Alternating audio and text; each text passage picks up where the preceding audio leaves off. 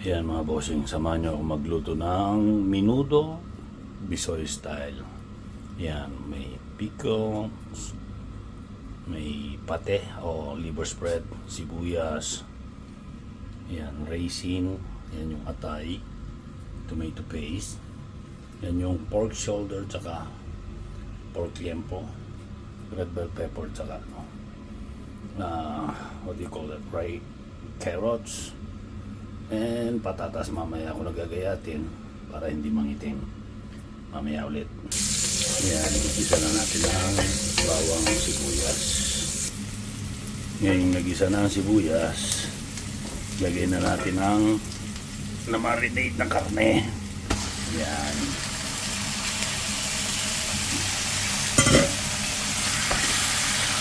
Igisa-gisa natin yan hanggang sa lumambot mga bossing. Ngayon, lagyan naman natin siya ng garlic powder,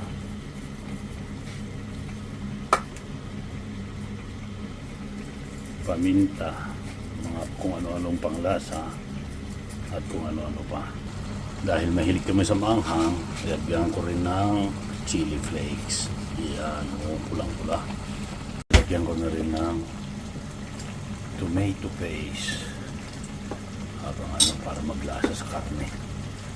Naglalagay din tayo ng dahon ng laurel, bay leaf. Yan, ganda na ng kulay mga bossing. Sunod natin ilagay ang pasas, saka sunod natin yung pickle. Yan mga bossing, nakalagay ng pasas saka pickle habang pinapalambot natin ang karne para maglasa. Since may hotdog kami galing Pinas, lagyan ko na rin para talagang parang menudo sa Pilipinas. Ayan. Ayan, nilagay ko ng mga gulay, mga bossing, para sabay na silang lumambot ng karne. Naglalagay din pala ako ng konting cheese mga kaibigan, mga bossing, para mas creamy ng konti.